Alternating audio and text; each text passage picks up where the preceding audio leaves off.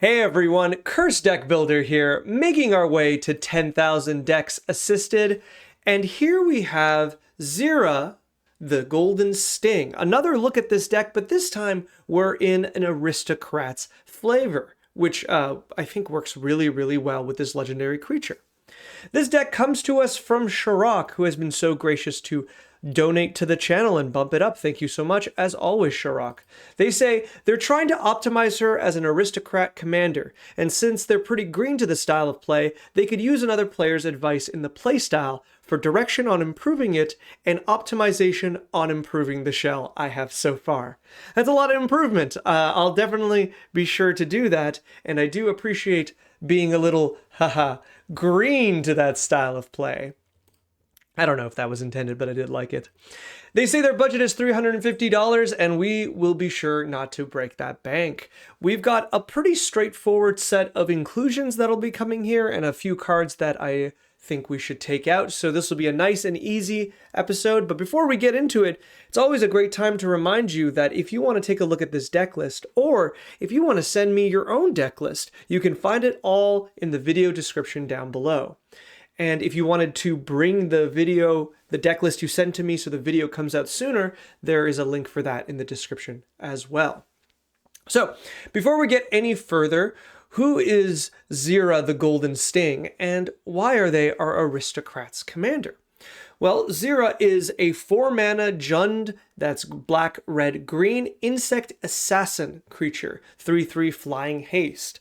I do really like 4-mana creatures with haste, especially since Queen Marchesa is one of my old commanders, so I do love the fact that if we have 4 mana as our commander, we should get haste at least.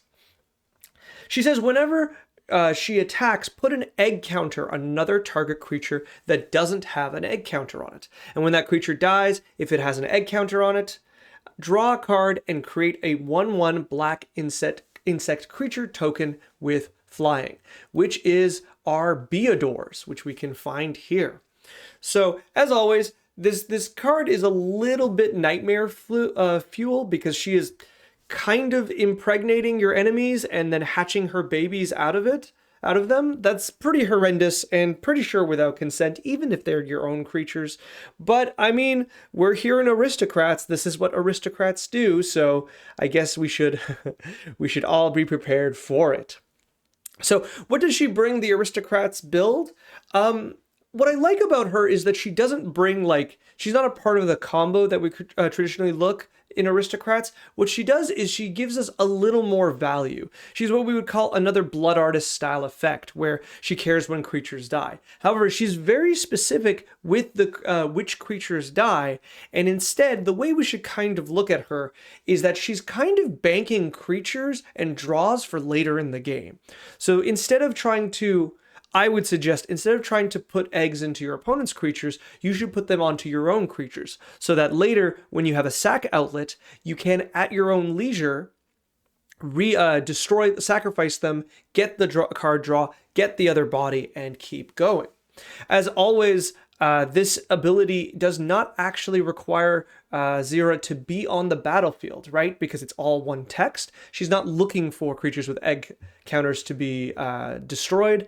It just happens to be, once the egg counter's there, this text is permanently on the creature. So let's take a look at the deck itself, and in a lot of ways, I do really like it. I think this is a pretty good start, and we see a lot of the really good cards that I like. We're missing a few key cards, but not too many, and we have enough of the pieces that I think we're going in the right direction. As we come down here, we can see that the curve is really nice, and really the only place I'm going to be kind of picking at is the top of the curve here, which I feel like we can do a little better. That being said, before we get any further, I think the first one, as always, to point out is 34 lands is rather low. We are playing a lot of mana rocks, from Sol Ring, Arcane Signet, Golgari Signet, and then down here, Farseek, Nature's Lore, Rampant Growth, 3 Visits, then Cultivate, then Kodama's Reach. This is a lot of ramp, and I wouldn't mind if some of that ramp became lands, right? We don't need this sheer amount. Now, I'm going to say that I'm going to try to cut down on our high mana cards, so Cultivate and Kodama's Reach get a little weaker, because we don't really want to get to like 7 or 8 mana. But the other reason I kind of want to cut on these two is that we have the golden rule, well, the golden sting as well, but of that our commander is 4 mana. And what that always means is that 2 mana ramp, whether it be Farseek, Nature's Roll, Rampant Growth, 3 Visits, or any of our mana rocks, those cards mean that we can play Xira on Xira. I keep wanting to say Xira.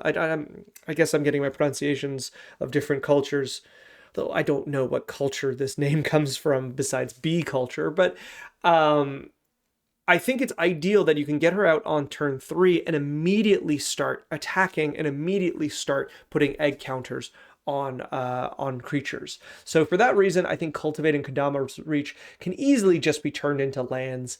And then one more cut easily to go up to 37 lands, I think is a pretty good number to be aiming for. Then without much ado, let's just get into the creatures that I noticed that I think kind of stand out a little bit and could use, ooh, I didn't want to do that. Can we reopen those tabs? Good. All right. I accidentally closed all my additions tabs. There we go. So looking at our creatures, we have pretty good, straightforward creatures when it comes to aristocrats, and we've got some nice side things that I really, really do like. Cards like Chatterfang, I think, are a really cool inclusion here to kind of double up on the tokens that we're creating with extra things like Scoot Swarm or like casting, where are we? Bastion of Remembrance and the like. But other ones like Blex feels a little less straightforward. Blex, I get why Blex is in here. There's a lot of insects, and the idea of a creature that buffs our commander and all of our insects seems good. But I think overall, we're not going to get that much of a benefit from it. I don't know. I can see this being close, especially with this backside of Search for Blex being somewhat good. I can see it being close, but I myself am a little less than impressed. I think it's interesting. I think I would enjoy this as a commander, honestly, and not so much as a card in a deck. Looking down, especially something like Hornet's Nest, I would like a way to make this indestructible. And as far as I know, we don't. We don't. And I'm gonna put something in here for that. So let's just say, what's a good indestructible? Let's just say Darksteel Plate for now, and we will come back to Darksteel Plate and the Hornet Nest in a moment. So let's look at some other cards. So Mahadi, Emporium Master. So I'm going to be honest, this is a card I played with a lot, and I'm never quite impressed with it.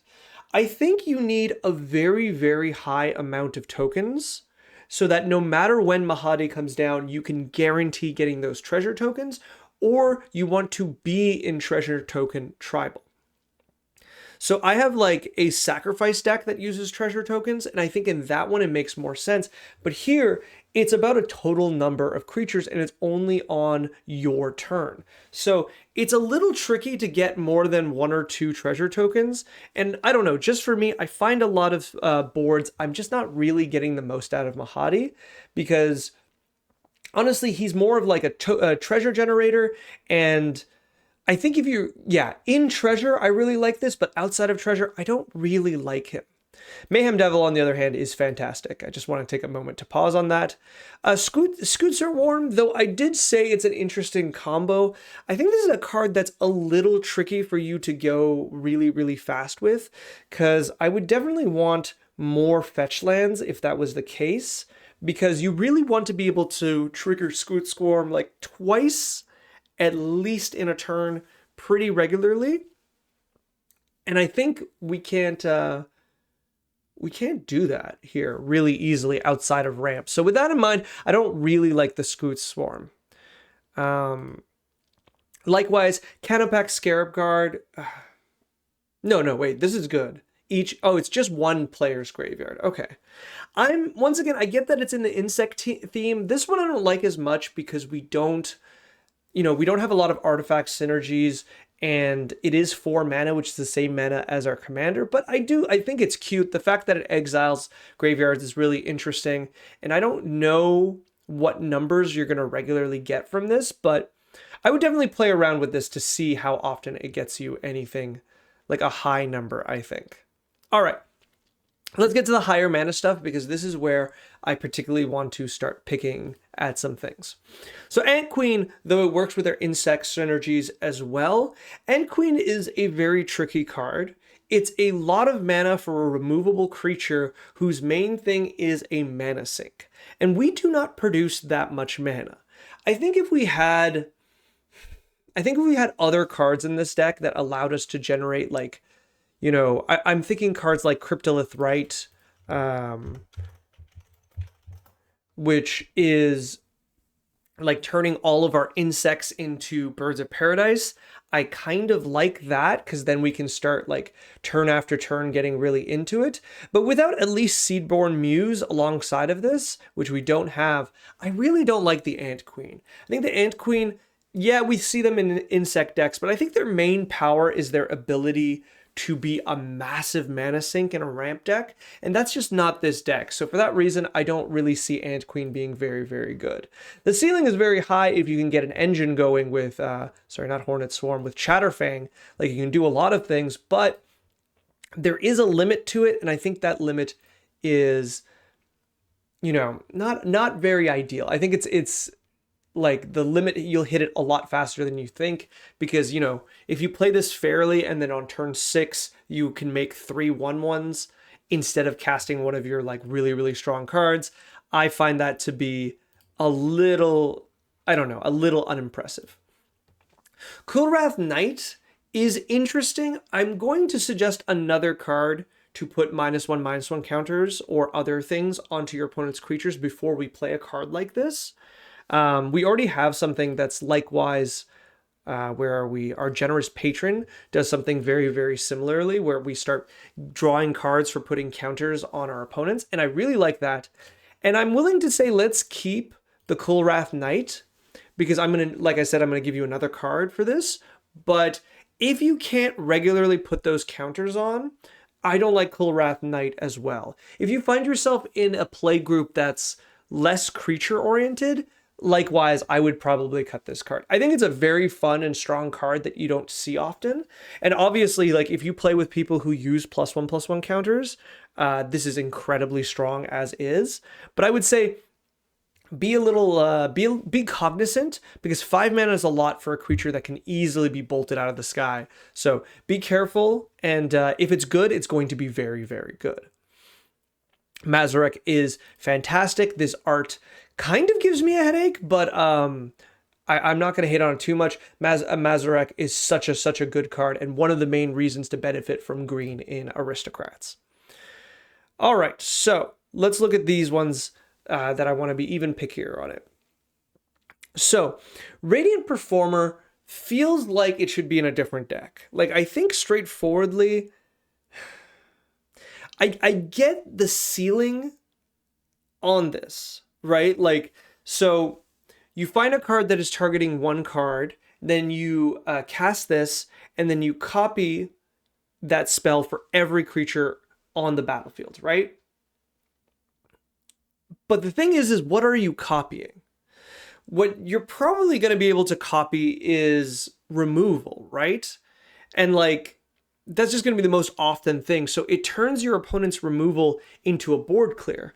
But the thing is that it also destroys the Radiant Performer, because she'll be on the battlefield. So I guess if someone uses like Lightning Bolt or Path to Exile, Radiant Performer, if someone, did I say Swords to Plowshares? I meant to. These cards will just wipe the entire board, but like, is that what you want? I don't think so. I mean, I'm looking in here and like, maybe you can use it with nothing, I guess, in here. I'm just confused why this is here. I feel like this is meant for another deck, or there's a very, very specific interaction that you're thinking of. And like, even if you think, well, I'll steal card draw from my opponents, I want you to think how often card draw targets in Commander. Like, outside of things that are like non-targeting, so Rhystic Study, Esper Sentinel, Dark Confidant, Necropotence, you know, what is it, like green whenever you cast a creature spells, all of these triggered things usually don't target, but even blue spells, like outside of like Blue Sun Zenith, which comes to mind, a lot of spells just don't target when they draw cards. So you can't draw cards. And even if you could, your opponents would get them too. So like, sorry, this card just really caught me off guard rereading it. So I'm going to say this should easily come out of the deck. Wolfgar. So Wolfgar kind of, I feel, I kind of have a hard time with this one because Wolfgar, the whole point is that it triggers our commander again, but I just personally don't think that's worth it. Like we have a Strionic Resonator, right? And that's for 2 to cast and 2 each turn, whereas Wolfgar is 5 to cast, and then you have the liability of a very strange creature that either, like, don't get me wrong, you can get good attacks with Wolfgar, but at the same time, if like the board is full of Death Touch creatures or otherwise clogged, you can't attack with Wolfgar, so you might as well have the Resonator. I don't know.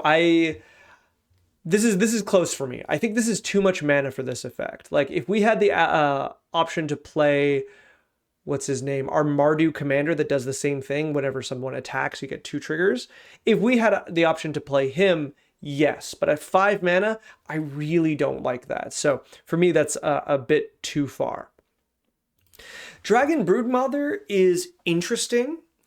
I think this one's always close for me because I always feel like I underestimate how strong this ability is, but I just don't think you make enough tokens to really take advantage of this because you need like a Hardened Scales ability, or you need some kind of token doubler or something to really taking advantage of this because yeah, you're getting a 1/1 flying like in a turn. So I guess that's it. I guess that's the part that I always forget, and maybe I should just be saying, instead of looking at this card as a Devour creator, instead just looking at this as creating a 1/1 flyer every turn, like a Bitter Blossom that's so much better, and that has the ETB sacrifice any number of creatures to grow that particular one.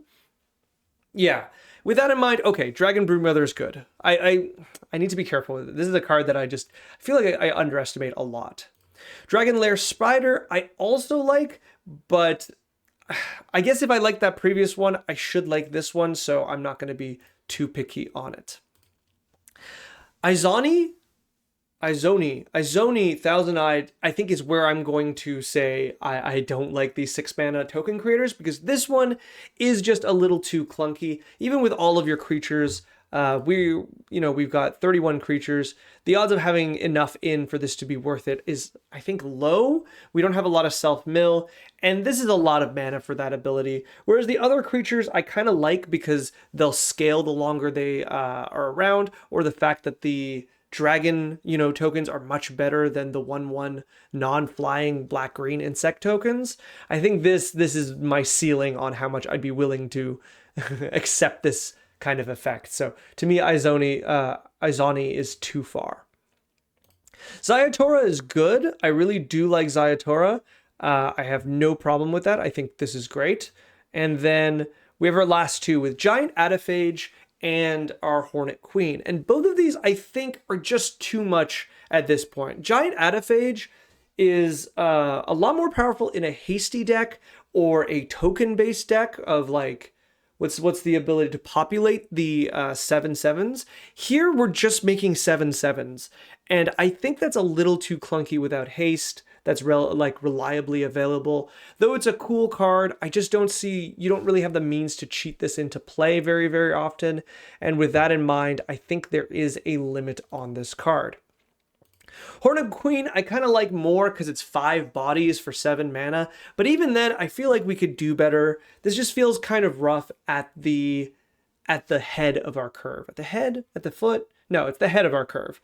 I don't know. If we had blink abilities or more reliable reanimation, which we could build this into more of a reanimation deck, I think Hornet Queen would be a lot stronger. But right now, it's a lot of mana to put these bodies out. So without being able to abuse it with flickering or reanimation, I don't like it as much. And I think the rest of the deck I really do generally like. I don't have any other problems. Like I said, the mana should be improved, and I don't mind. I think Assassin's Trophy, I'm unsure about, but otherwise, I think the deck Putrefy, I guess, could be instead either Nature's Claim, or we have that new black removal spell where you pay 3 life and it destroys either a creature or a planeswalker.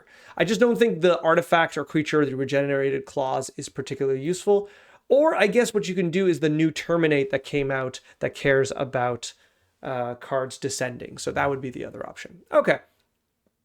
Otherwise, let's go straight into additions, because let's see if we can improve this deck from the really good place it honestly is. Like, I don't have that many additions, but I do have some that I think are worth putting in. So Carrion Feeder is really, really easy. I think you just need more sack outlets, and Carrion Feeder is always one of the most powerful sack outlets. Just very, very reliable, very, very easy to make this card a threat.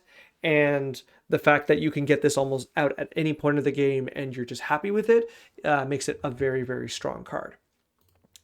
Then going back to the conversation we were having about Generous Patron and our Coolwrath Knight, I'd like to suggest Hapatra, Vizier of Poisons. So I think this card is notably missing in this deck, as this is a very strong Aristocrats commander and very strong in the 99 as well. In fact, I pulled out my Hapatra deck to flip through to see if we were missing anything from this deck, and tonight I'll be playing Hapatra with some friends, and hopefully that'll be on... Hopefully I can get the video of that sometime soon so I can share it. But Hapatra is just very, very strong in decks like this. Obviously, there's the combination of putting counters onto your opponent's creatures that Hapatra is really good at doing. But also, I like that, one, it's very easy to politic Hapatra. You can attack a player and say, hey, if you let Hapatra 2 through, we can put a -1/-1 counter on that Esper Sentinel. Or something like that, right? And people tend to say yes, as long as it's not their creatures being shrunk or destroyed. They're very happy to take that trade. So I find Hapatra to be very, very strong in that way. But then, of course, that's not even counting the fact that you get the 1/1 green snakes, which are both, really, really strong for creating a large army of tokens that you can sacrifice, which works really good in these themes. But also, notably that they have Death Touch. And I think that's really underestimated, because a lot of the times all of our tokens have like flying, but Death Touch is just really, really good because it makes it very easy to have a very big wall, and big may not be the right word, a small wall that people just don't want to attack into. They're not going to attack you with their commander. They're not going to attack you with trample creatures. All this because you have 1 or 2 Death Touch snakes. So Hapatra feels like a very, very good inclusion. And it immediately makes me think of Blex, because Blex also puts +1/+1, gives +1/+1 to snakes. And that might make me go, okay, it's getting kind of close. It's getting kind of close that I might think Blex is kind of fun to play. But I'm going to hold out for now. If Hapatra herself was a snake, maybe, but at the moment she is not. Who knows what the future may have. Then a kind of finisher that I noticed you were missing.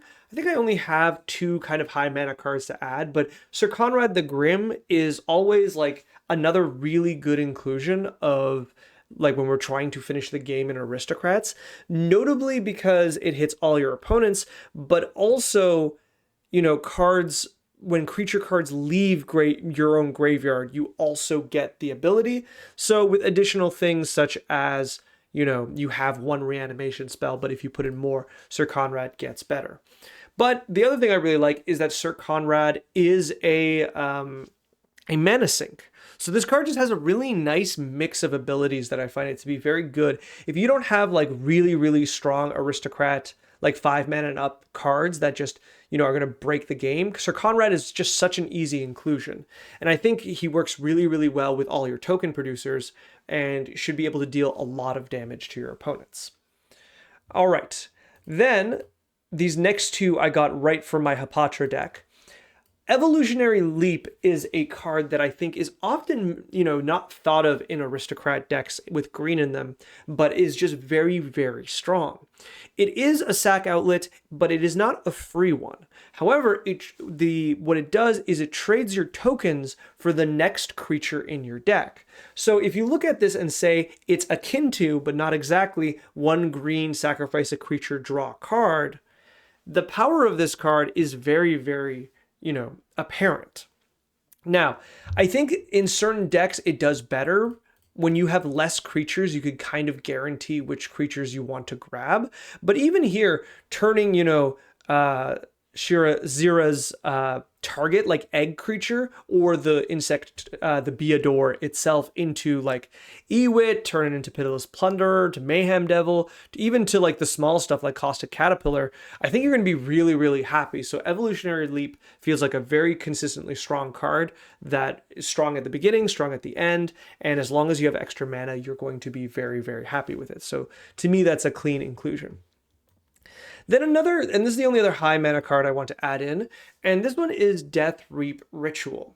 And so Death Reap Ritual is, I like it. Now it's a little trickier than Moldervine Reclamation. Now Moldervine Reclamation is the strongest version of this effect. And honestly, I said Mazarek is the reason. Moldervine Reclamation is the second reason to put green into aristocrat decks, I would argue. The sheer power of turning your tokens and your like sacrifice fodder into cards is insane. You get so many cards so quickly with this card, and because most of the time we're using instant speed sack outlets like Carrion Feeder, usually our opponents do not have the chance to respond. Once this resolves, they might try to destroy the Moldervine Reclamation, but it's too late. You already get the cards. So Death Reap Ritual works a little backwards from that. It doesn't trigger per creature, it triggers per turn. And so what it does is at the end of each turn, if a creature died, you may draw a card. What I like about this is, first of all, it's 1 less mana, so I already like that. But the other thing I particularly like about it is sometimes you can just play this and you won't even need to sack anything. Just through a regular turn, through combat and other things, something is going to die and you're going to get advantage of it. And I really do like that. So if your opponent's creatures die, or if you have to do a block, you don't have to worry about sacking creatures. You just wait till the end of the turn and you draw a card. And like we said, with all the instant speed sack that we're going to be having in the deck, the ability to trigger this on all 4 turns is pretty easy. And with that, I think you're going to get a huge advantage. Now, this is a card that is very, very unique to Jund aristocrats, and that's Riveteer's Ascendancy. Now this card is really, really cool. Once a turn, whenever you sacrifice a creature, you may reanimate a creature with lesser mana from your graveyard onto the battlefield tapped. And I think this is the reanimation I think I was talking about to add in, gives us so many really, really interesting options. Because all of a sudden, our curve becomes our best friend, where we can, like, early game you sacrifice Sakura Tribe Elder. Later game, when you sacrifice, a copy of Scoot Swarm, not even the original, Riveteer's Ascendancy will get you back that Sakura Tribe Elder. But it gets even better than that when you think about it. Something like Scoot Swarm is a really good example to work with this, because then on your next opponent's turn, you can sack the Sakura Tribe Elder, and you can get back, like, Caustic Caterpillar, Ignoble Hierarch, or Viscera. But instead what you can do is just sacrifice the Sakura Tribe Elder, don't reanimate something, and then instead sacrifice another Scoot Swarm, because you just got one off of the landfall trigger, right? And then reanimate the Sakura Tribe Elder. That's a really good combo that this deck will have access to with Riveteer's Ascendancy, and I do really, really like that. I'm going to do this out of order just because we're talking about combos, but I was talking about indestructibility earlier. So Darksteel Plate is my example, but I think the better one would be probably Tyvar Stand, as this gives hexproof, and this is just a good spell, whereas I really don't like Darksteel Plate. It was just the first that popped in my head. So something like this that gives indestructibility, Hornet's Nest as a card on the battlefield, and Goblin Bombardment is all you need in order to go infinite, right? You sacrifice a creature, you deal 1 damage to your Hornet's Nest. The Hornet's Nest will then put out an insect that you can then sacrifice to deal another damage. And because it's indestructible, it'll never die. And then all you need is 1, Blood Artist effect, or even something that'll just put you ahead, such as Chatterfang, allowing you to get an extra squirrel every time you do this. Or, not as good, but Mahadi can get you a bunch of... See, this is why I don't like Mahadi. Like, all Mahadi does is that with that combo is at the end of turn, you get a ton of treasure, which is cool, but look what everything else would just defeat all your opponents all at once. So like Mayhem Devil would be just a perfect combo right there. And I think there might be, with Mayhem Devil, you can also do this combination with Mayhem Devil, the Hornet's Nest indestructibility, and a different sack outlet. So like Visceraseer, sorry, I'm back to saying that fun name, but I think that combination of cards will be like really easy to set up an infinite with those cards. So I think this is definitely something you should play. It's up to you how many indestructible effects you want to play. There are more, I believe, in if we go here, let's go 1 mana, green. Let's say green black, because I think black might have one, and say is it indestructible these days or cannot be destroyed? It is indestructible. I feel like at one time they were trying to change that. Oh, let's just do that. All right. Armor of Shadows gives indestructible. Let's see. Tamio's Safekeeping gives indestructible and hexproof and withstand death. So I think I would play Tamio's Safekeeping and Tyvar Stand, and if you really wanted to, you could play Armor of Shadows. It is a nice combination of cards that work with your commander, among other things, and just protect your cards. Obviously, Tamio's Safekeeping is really interesting because it says permanent. With that in mind, why is this one better than this one? I'm starting to think maybe Tamio's Safe... I guess because Tyvar Stand can be used to destroy creatures, like with blocks, but I think Tamio's Safekeeping might be just a little better. I'll leave that to you to decide, but definitely these two and maybe Armor of Shadows is what I'd use to make Hornet's Nest or Hornet Nest indestructible and then take your opponents out. And I think that would be a really, really good inclusion if you want an infinite combo. I tend to, and I think we said earlier with something like Riveteer's Ascendancy, we don't have an infinite combo, but we have a near infinite combo, like an unending value combo, let's say. But like I said, I'll leave that to you to decide if you want those cards. And the last card feels kind of like the least, but I thought it's worth putting in is Lagomos, Hand of Hatred. I like Lagomos. I think they're fine. There's nothing too special about them. I like the fact that they create a token every turn, and I think that's pretty good with some of your synergies, whether it be Chatterfang or... I believe there was another thing that cares about tokens. Either way, I think you're going to be pretty happy with that inclusion. But then obviously the search your library for a card and put it into your hand if 5 or more creatures died this turn. This works well with your other cards your other card that does this, which is Blood for the Blood God, which is both of these cards really care about how many things die. And if you're already leaning towards that, I want X amount of things to die in one turn, Lagomos is going to be very, very good. I would also argue the turns that 5 creatures have died on your side of or like on any side of the field is usually and you still have Lagomos, so I think not a board clear. I think it's probably a turn you're going to be winning, so being able to then tutor on that turn is really, really good to kind of finish them off, because this allows you to kind of overextend. You tap this ability, you can't activate it. Okay, see, that's tricky. So you need to sacrifice the 5 creatures first, and then I guess at instant speed you can activate Lagomos, but you might... Yeah, because sacrificing is the cost, so no one can interrupt this, so you'll get the card no matter what. Okay, so that's fine. So what you can do is overextend by sacking a bunch of creatures in advance, and then using Lagomos to pick up whatever is the last card you need to finish the game. And so I do really like Lagomos here. Just a nice little fun card. Could really easily replace Mahadi. And I think that's where I'm going to end my video here. I think I've covered a lot of the stuff that I think this deck could be improved with. And honestly, I think the deck itself is really, really strong. I do like the insect flavor, and I know I've been kind of hard on it. It's often, it's how I am, you know. Like I do, tribal always comes secondary to deck successfulness to me, and so sometimes we have to cut aspects of tribal decks in order to get a more successful deck. I had this conversation recently with someone. I was at a wedding celebration, and the guy I was talking to, the gentleman I was talking to, was saying that we were talking about whether or not you could put non-tribal cards into your tribal deck, as in, like, would you put an elf into your human deck?